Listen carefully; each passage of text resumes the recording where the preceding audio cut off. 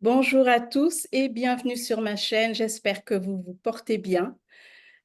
Aujourd'hui, j'ai décidé d'inviter une personne qui va pouvoir vous parler un peu du stress, de la sophrologie, parce que on traverse un moment qui est quand même assez stressant. Donc, je me suis dit, pourquoi pas, ça va vous aider. Donc, sans plus tarder, je vous présente Sarah. Bonjour Sarah et puis bienvenue sur ma chaîne YouTube. Bonjour Beverly, bonjour à toutes et à tous. Merci infiniment Beverly de m'avoir proposé cet échange avec toi et de pouvoir partager avec ton audience, avec ceux qui vont nous écouter. Effectivement, ce sujet sur le stress, c'est quelque chose qui m'anime, c'est quelque chose qui me passionne et c'est quelque chose dont on a de plus en plus besoin. Comment je fais avec toutes ces montées de stress, tout ce qui m'envahit à l'intérieur de moi et que je n'arrive pas à maîtriser. Qu'est-ce que je fais avec tout ça en fait? Donc vraiment ravie de pouvoir échanger avec toi.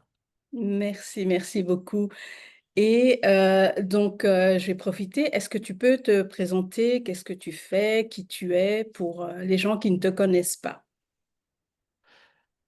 Ouais, donc moi je suis Sarah Glombard. Je suis originaire des Antilles, de la Martinique, et je vis en France métropolitaine depuis, je pense que j'ai passé plus de la moitié de ma vie ici. Après mes études, je suis restée, je me suis installée et puis, j'ai envie de dire que je suis une amoureuse vraiment du vivant, en fait. Me sentir vivante, sentir qu'autour de moi, c'est vivant et c'est harmonieux.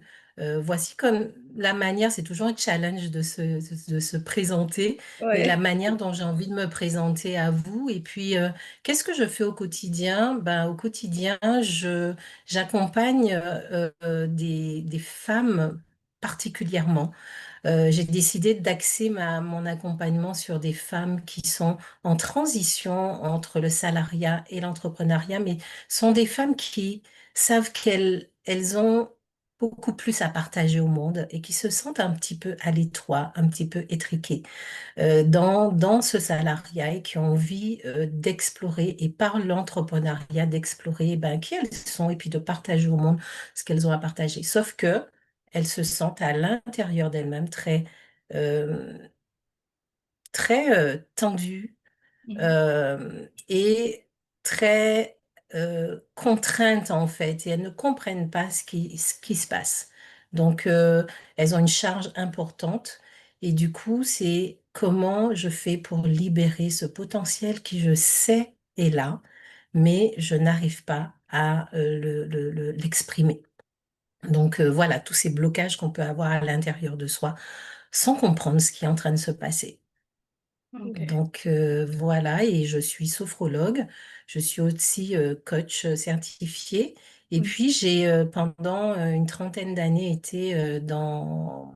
j'étais assistante sociale, Ok. et la moitié Beaucoup de de stress. cette activité salariée, voilà, j'ai été assistante sociale aussi en entreprise pendant une quinzaine d'années, et c'est là que je me suis rendu compte combien l'environnement peut aussi amener les gens qui sont compétents, qui ont des compétences, qui sont brillants, mais Mhm. qui sont déstabilisés et désancrés finalement dans des environnements qui sont très exigeants.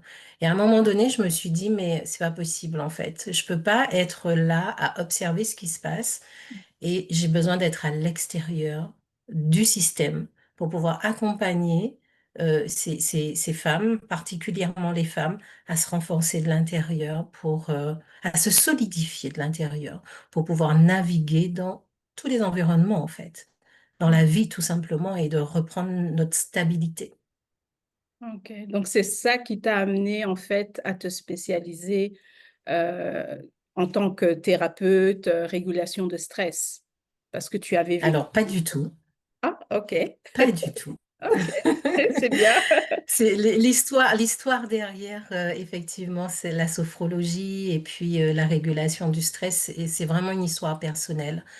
C'est un moment, moi, de ma vie où j'étais justement complètement désancrée, où je ne comprenais pas comment je fonctionnais, le monde autour de moi me faisait peur, on va dire les mots comme ça, parce que c'est réellement ça. Mhm. Et du coup, ne pas pouvoir exprimer tout ce que je sentais que j'avais besoin d'exprimer, tout,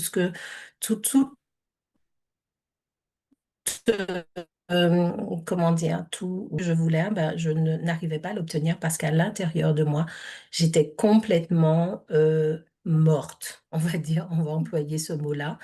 Et à un moment donné, je me suis dit, tu peux pas continuer comme ça. Tu peux pas continuer à errer dans la vie et à ne pas t'épanouir, à ne pas te réaliser et à ne pas partager au monde qui y a au fond de toi. Donc c'est comment dire, j'ai rencontré la sophrologie pour moi.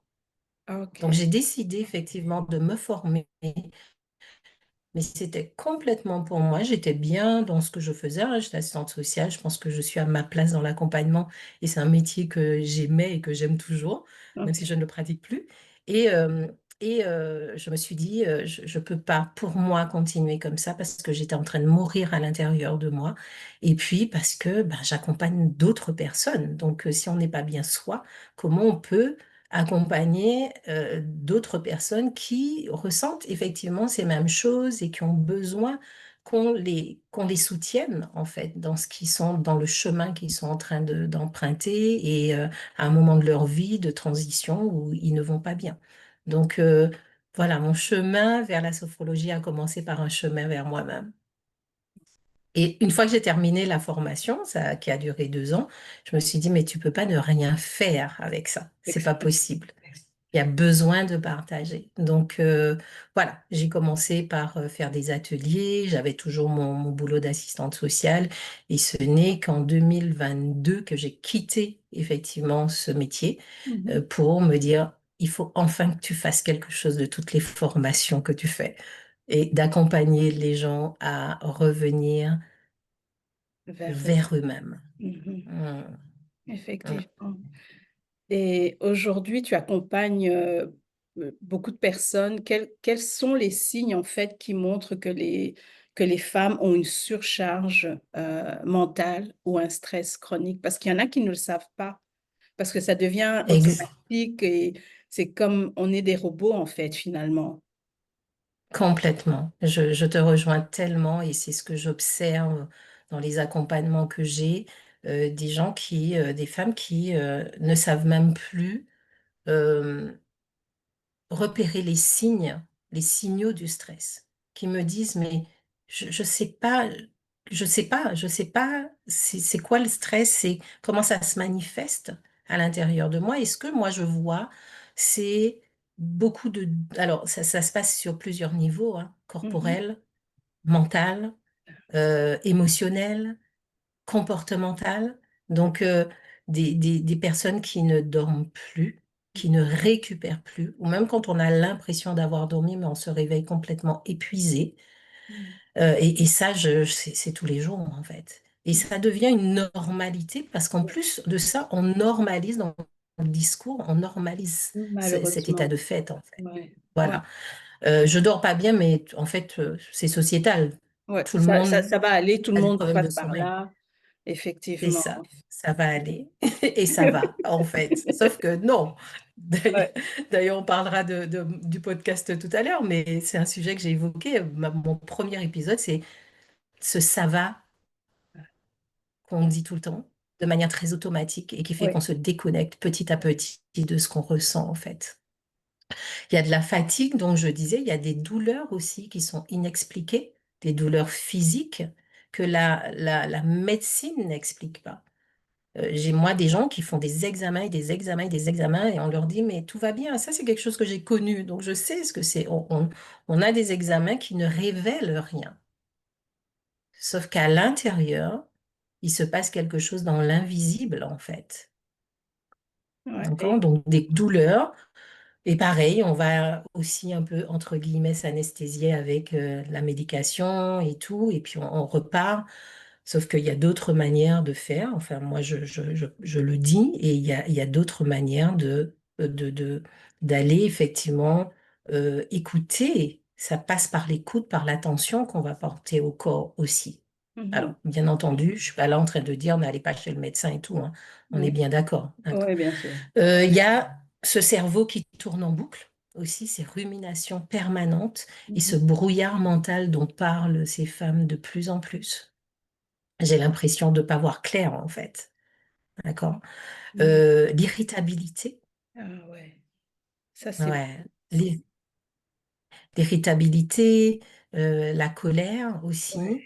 La colère, c'est la quelque chose. triste. La colère, je trouve, elle est... Ces derniers mois, ça a augmenté à un niveau... En tout cas, je le vois autour de moi.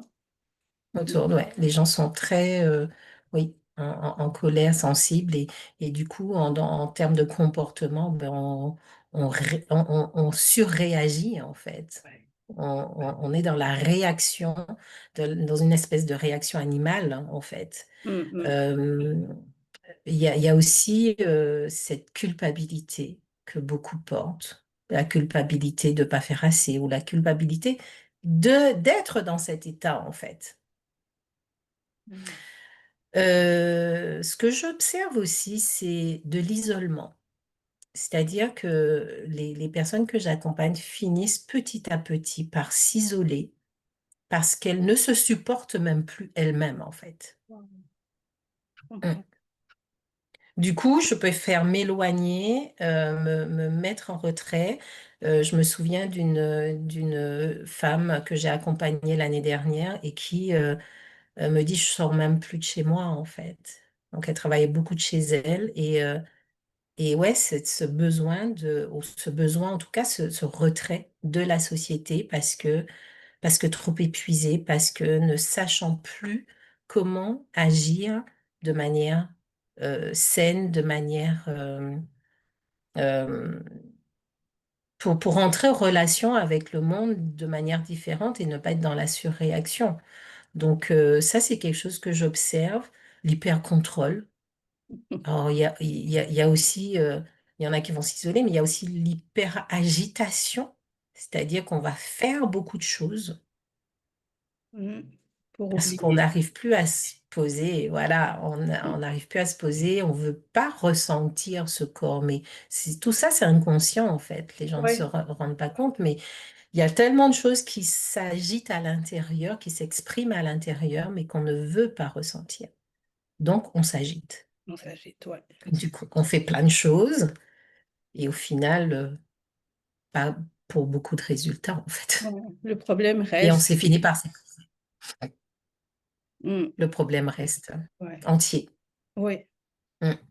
Mais, parce mais que... ce que je voudrais rajouter, Beverly, et je Oui. pense que c'est aussi quelque chose que tu observes, c'est euh, il y a enfin, c'est quelque chose qui est indépendant de notre volonté. Il faut bien qu'on comprenne que ces sujets-là, ils sont, euh, tout se passe à l'intérieur sans qu'on le maîtrise en fait, sans qu'on comprenne même, parce que c'est le c'est le fonctionnement, effectivement, un fonctionnement automatique, mais le corps est capable de s'autoréguler en fait, Mm. d'accord? De revenir dans un état d'harmonie. Et c'est là que la sophrologie, en tout cas, il y a plein de pratiques. Moi, je pratique effectivement d'autres choses que la sophrologie, puisque j'ai continué à me former sur différentes pratiques.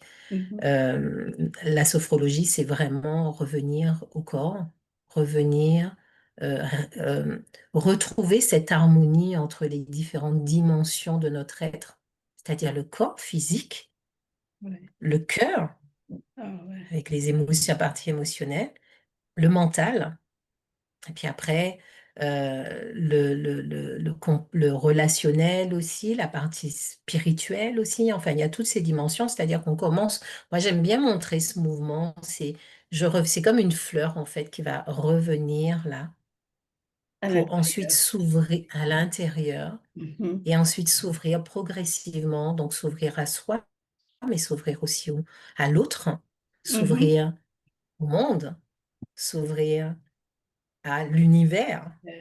Donc, il y a vraiment toutes ces couches, mais c'est parce que je me suis rencontrée moi de manière saine, que je pourrais rencontrer l'autre dans ces mêmes dimensions. Ouais, c'est vrai. C'est vrai, parce que moi aussi, quand j'accompagne les gens, je leur dis toujours d'écouter leur corps, parce que c'est vraiment le corps qui est le signal que, il y a quelque chose qui a besoin d'attention. Parfois, ça peut être le manque de sommeil, le manque d'appétit. Il y a tellement de choses et le cœur ne trompe, je dirais quasiment jamais. Parce que le cœur, c'est les émotions, c'est lui qui te dit quand il y a quelque chose qui ne va pas, et il faut apprendre à suivre. Je pense que les gens ont perdu tellement occupés à faire tellement de choses qu'ils oublient ah, au fait, j'ai mal à la nuque, qu'est-ce que ça veut dire? C'est un peu, ça c'est quelque chose Mm, que je remarque aussi. mm. Et Ouais. ce que je voulais rajouter, c'est effectivement, avant de se dire, mais qu'est-ce que ça veut dire? C'est déjà vraiment se dire, waouh, attends, j'ai une douleur ici. Et je vais juste déjà me permettre de la ressentir, m'autoriser à ressentir cette douleur, Mhm. à l'observer, à accueillir, oui, j'ai une douleur qui est ici. Je peux ne pas savoir ce que ça veut dire, Ouais, d'accord? Mais déjà prendre ce temps de l'écoute et de l'attention qu'on va porter sûr. à ce qui est en train de se passer là. Donc Mhm. après, on va plus loin. Oui, Mais bien, c'est ouais. déjà aimé. Mais ce qu'on note aussi, c'est les gens ont tellement peur de ressentir, d'avoir cette douleur, Mm. que finalement, on ne veut pas la ressentir. Ouais, ça c'est Et vrai. du coup, on s'éloigne petit à petit parce que le corps, j'ai envie de dire, il force rien jusqu'à un certain moment, mais Oui, il va se mettre en sourdine ouais, pour ensuite revenir de manière plus violente, crier de manière plus forte. ouais. Donc, c'est vrai que, comme tu disais, le moindre signal qu'on a, ne pas se dire ça va passer. Mm. Parce qu'on pense que ça va passer tout seul. Ou ça va passer à coup de médicaments. On prend un Doliprane et puis ça va passer. Ouais. Ce n'est pas vrai. Et je pense que les gens, ils se rendent compte, en fait. J'ai mal Mm. à la tête, je vais tout de suite prendre un comprimé, Mhm. mais le mal de tête, il va revenir. Peut-être qu'il va... C'est, c'est comme si je mettais un couvercle, un pansement dessus, et puis quand j'enlève le pansement, La douleur est là. ben, il y a toujours le mal là, en fait. Mhm. La douleur, elle revient. Donc c'est important de se dire, de prendre conscience que si je n'écoute pas, ça va revenir plus fort de toute façon. Parce que c'est pas réglé. Exactement, exactement. Ça c'est vrai. Mm. Et je pense que tu en as parlé un petit peu avant, mais concrètement, comment ça se passe quand quelqu'un vient te voir, l'accompagnement, euh, comment est-ce que ça se passe exactement? Ok. Donc, je propose effectivement aux personnes une première consultation que j'offre gratuitement. C'est une consultation de 45 minutes pour pouvoir faire connaissance déjà. Et puis, discuter un petit peu autour de qu'est-ce qui est en train de se passer pour moi dans ma vie. Donc, on va effectivement avoir un échange sur qu'est-ce que vous ressentez, comment ça se passe là dans votre quotidien. On va faire connaissance. Parce que c'est important aussi qu'il y ait cette connexion qui se fasse déjà à cette première consultation, Mhm, où on n'est pas là pour raconter l'histoire, mais pour comprendre effectivement ce qui se passe et puis de quoi j'ai besoin en fait aujourd'hui. Et qu'est-ce que ça m'empêche, cet état que je ressens aujourd'hui, qu'est-ce que ça m'empêche de faire? Qu'est-ce mhm, que ça m'empêche d'être qui j'aimerais être et que je ne suis pas parce que il y a quelque chose qui va pas en fait. mhm. Donc suite à ça, donc on décide effectivement de si la personne veut poursuivre ce travail avec moi et puis moi aussi poursuivre avec elle, hein, j'ai envie de dire ça, Oui, ça c'est va dans dans les les deux deux sens, il sens. faut qu'il y ait Oui. dans les deux sens. Je propose un format de soit 12 séances, d'accord, quand c'est du travail sur du long cours, soit 6 séances ou 8, d'accord? Donc, j'ai effectivement deux programmes d'accompagnement qui permettent on va d'abord commencer par ralentir, aller écouter ce que le corps est en train de me dire, et puis Euh, on écoute, mais on sait aussi que ça peut déborder à un moment donné, Mhm. mais on va apprendre déjà à réguler, à faire descendre la pression. Quand il y a quelque chose qui monte là, comment je fais avec ça? Donc c'est, on régule. Mais on sait que c'est le début du travail. Et une fois que le système a appris à réguler, je sais revenir dans un espace apaisé, de Mhm. calme, de sécurité à l'intérieur de moi pour aller ensuite un peu plus profondément et aller faire effectivement lever les blocages. Mais c'est cette écoute du corps, cette régulation qui va permettre effectivement déjà dans mon quotidien de pouvoir reprendre le volant hein, de mon véhicule, là, ne Ouais. pas me laisser Juste, partir dans tous les sens, mais je suis au volant de mon véhicule, voilà. Et puis après, on descend un peu plus, quoi. ok. Donc voilà. Et Ok. puis, j'ai aussi la possibilité pour les gens qui ont envie de juste découvrir, effectivement, comment ça se passe, une séance avec moi. Ben, Mhm. j'ai une séance que les gens peuvent prendre une séance, en fait. Mhm. D'accord? Cette séance unique. Alors, qui est plus une séance où il y aura de la découverte, mais c'est juste, j'ai besoin de me déposer, là. J'ai besoin de retrouver une espèce de soulagement. Mais c'est du soulagement. Ça ne va Mhm. pas régler le problème. On est bien d'accord. Une Ouais, séance ouais, ne règle pas un problème. ouais. Donc voilà. Mhm. C'est, c'est comme ça que je travaille. Donc il y a toujours cette première consultation que j'offre gratuitement pour pouvoir poser les choses. Mais c'est important, oui, effectivement, parce qu'on ne peut pas donner une consultation ou choisir un programme sans connaître l'environnement, les relations, comment est la personne, etc. Donc, Et, non. et puis comment je travaille, comment je propose Ouais, d'accompagner.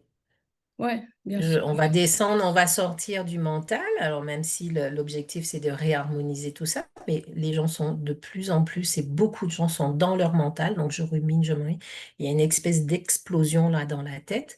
Ils sont déconnectés de leur corps. Donc c'est comment on revient là dans cette dimension du corps, du ressenti. Donc on va réveiller le corps de nouveau. Ok. Et c'est vraiment aller à une conquête de soi, en fait. Et c'est Ouais, vraiment ce que la sophrologie aussi propose, c'est de revenir aller à la conquête de soi-même, en fait. On sort de l'ombre, là, mhm. pour aller petit à petit, on sort de la grotte. Mais on sort de la grotte parce qu'on se sent en sécurité, capable de sortir de la grotte, en fait. Ouais, ouais. D'accord? Donc, je vais ressentir de nouveau mon corps au niveau des ressentis physiques, au niveau émotionnel. Je fais quoi avec tout ça? Donc, quand moi, j'ai très longtemps été complètement déconnectée de mes sensations et de mes émotions. Mais on est juste des fantômes, en fait. Ouais, On, ouais. on- on fait des choses à l'extérieur, on fait des choses, mais à l'intérieur de soi, on est complètement mort, quoi, en fait. Ouais, Donc, ce sont pour moi vraiment des boussoles pour ok. reprendre effectivement le lead, entre guillemets, sur ce qui est en train de se passer. On ne peut pas maîtriser ce qu'il y a à l'extérieur. Non, Mais ce qu'on peut maîtriser, mm, c'est ce qui se passe en nous.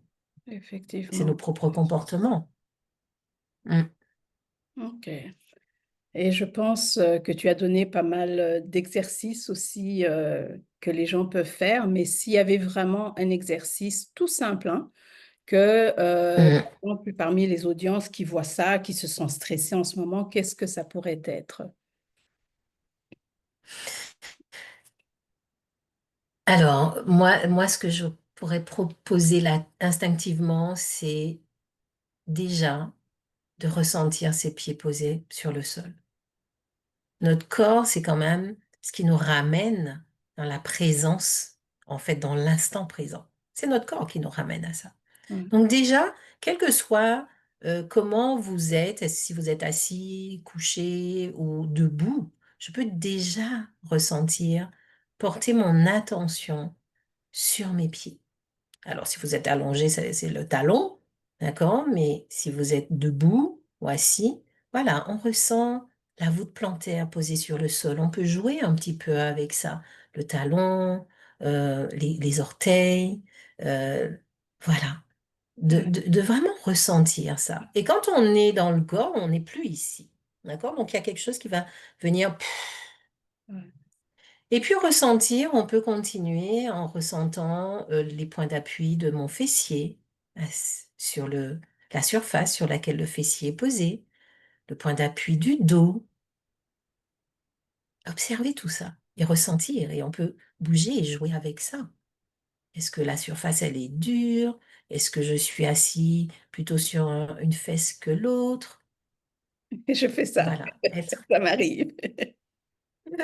tout à fait. Et c'est Mm. une façon de revenir à soi Mm. dans l'instant présent Mhm. pour réduire ce stress qu'on ressent. Alors, moi, quelque chose que j'aimerais quand même dire à Beverly, c'est que le stress, mais je pense que toi aussi tu le dis, le stress n'est pas l'ennemi en fait. Le stress, Non, on a c'est besoin de normal. stress pour Oui. fonctionner. C'est Mm. normal. Ouais. Si on n'avait pas de ce stress-là, on passerait pas à l'action et on serait mort en fait. Mm. Donc Ouais, c'est ouais. comment ce qui devient mauvais, c'est ce stress quand il est activé tout Ah, le temps, tout tout le le temps, temps. tout le temps. Mhm. Bon.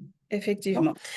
Et donc ça pourrait être ça dans un premier temps. Et puis une fois que j'ai bien senti mon corps se poser sur la surface et voilà, je peux dire à mon corps, OK, tu peux te permettre de te déposer.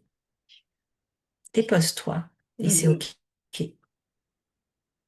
Et puis après ça, prendre trois profondes inspirations et puis expiration. Donc j'inspire une première fois et j'expire. On peut y aller ensemble, effectivement, et j'expire par la bouche ou par le nez, peu importe. Deuxième fois, inspiration profonde. Et j'expire et je peux déjà peut-être ressentir mes épaules. Où est-ce qu'elles se situent? Est-ce qu'elles sont là à côté de mes oreilles là? Ou bien est-ce que ouf, Mm. elles sont comme attirées vers le sol là? Ça fait du D'accord? bien. Ouais. Et juste observer. Ça fait du bien, rien que ça. Et on peut le Mhm. faire trois fois. Donc ça, c'est quelque chose qu'on peut faire partout. Ouais. Peut le faire à la maison, dans son lit, au boulot, dans les transports. Ouais. En voiture, ben, ça permet de faire aussi un sas de décompression avant de rentrer à la maison ou Mm. avant d'arriver au boulot si je me sens un peu agitée là de bon matin. Voilà, juste ça en fait. Ouais. Et ce que j'invite l'audience à faire, c'est tester, tester juste et observer ce qui se passe sans aucun jugement. Sans essayer d'analyser, mais pourquoi ça se passe comme ça et pourquoi je ressens ça et pourquoi. Ok, j'observe, j'accueille, sans jugement. Donc c'est, voilà, une pratique qui est très simple à mettre en place, qu'on peut mettre en place quel que soit l'endroit où on se trouve, en réunion et tout. Voilà, je peux faire ça même sans fermer les yeux. Ça me permet de revenir dans un espace de... Je relâche la pression, là. Mais il y a ce que je dis, parce que je l'expérimente, parce que Mhm. mes clients l'expérimentent, et puis il y a ce que ben, l'audience là va expérimenter et va se rendre compte. Donc essayez, et puis vous verrez. Ouais. Merci. Et juste avant de se quitter, je sais qu'il y a quelque chose que tu as besoin de partager avec nous, que tu as créé, c'est un podcast et je voudrais que tu en parles ici, que moi j'ai beaucoup Ouais. aimé en tout cas. Ah, merci beaucoup, Euh, Beverly. Ce podcast, c'est vraiment quelque chose qui me tenait à cœur depuis des années. Mais je n'y allais pas parce que, ben voilà, hein, je parlais tout à l'heure, il faut se réparer soi-même avant de pouvoir dire au monde, voilà ce que j'ai envie de partager et voilà ben, ma mission en fait. Donc ce podcast, il est sorti le 18 mars. Ce podcast, je l'ai appelé Puissance calme, entreprendre sans t'épuiser. Et l'objectif, c'est vraiment de créer cet espace où, de non-jugement, mais où les personnes vont pouvoir se déposer, respirer, se dire, OK, dans cet espace-là, je peux prendre 10 minutes, un quart d'heure pour juste relâcher. Alors, bien sûr, il y aura un peu de réflexion, de prise de conscience. On ne fait pas que des exercices, Mhm. d'accord? Parce que l'objectif, c'est aussi de se dire, ah ouais, ce que je vis dans mon quotidien là, Mhm. ben, c'est pas tout à fait normal en fait. Donc c'est vraiment cet espace de revenir à soi, de ce recentrage, euh, et de pouvoir se rendre compte qu'on peut fonctionner autrement. On peut entreprendre un projet qu'on a, entreprendre euh, dans sa vie tout simplement, mais Mhm. autrement que dans cette espèce d'agitation, dans cette espèce de brouillard mental, dans ces douleurs au quotidien, dans cette fatigue ou cet épuisement qui m'accompagne chaque jour. Ce n'est pas ça, réussir. C'est pas comme ça qu'on réussit. Mhm. C'est vraiment apprendre à relâcher. Et moi, mon objectif, c'est de permettre aux gens d'avoir des petites choses. Et ce que je fais dans mes accompagnements, c'est des petites choses. On ne va pas révolutionner le monde. Ce sont des Mhm. choses qu'on sait faire, que le corps sait faire, mais permettre à ce corps de,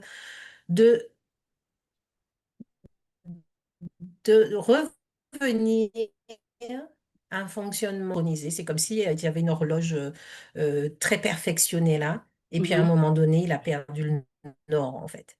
Mhm. Je Donc, c'est comprends. comment je lui permets de revenir, de se resynchroniser pour pouvoir reprendre son chemin et fonctionner de manière parfaite. Parce que je crois que, je sais même pas je crois, on nous a créés de manière parfaite. Mhm. Tout fonctionne à la perfection et tout est utile. Ouais.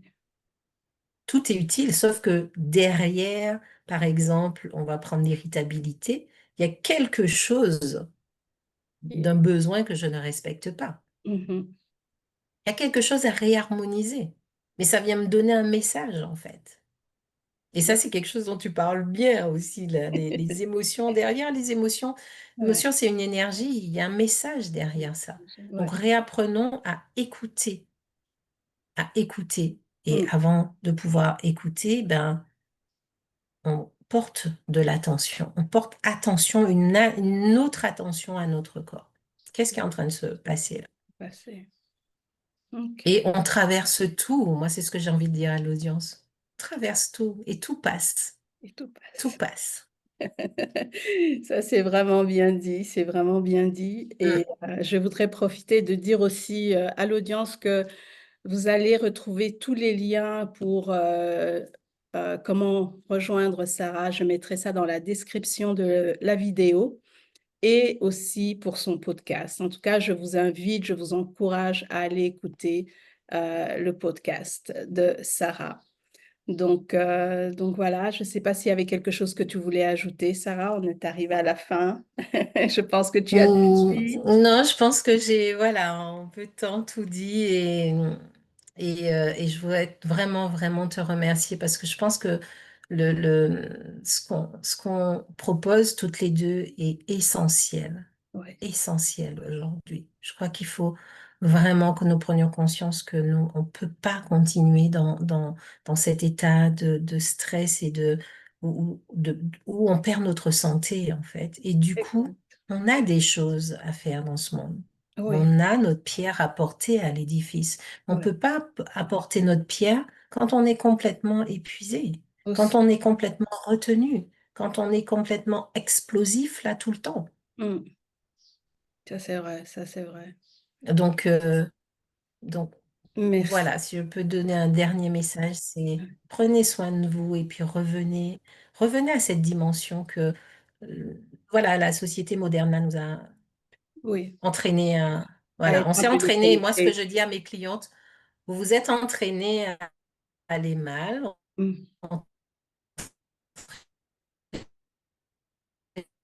non, non, à aller bien. Je peux dire pour clôturer et puis encore une fois te remercier et voilà, je Merci suis beaucoup. convaincue qu'on fait quelque chose d'utile. Oui, merci beaucoup, Sarah. Merci à vous d'avoir regardé. N'hésitez pas à liker ou à commenter cette vidéo.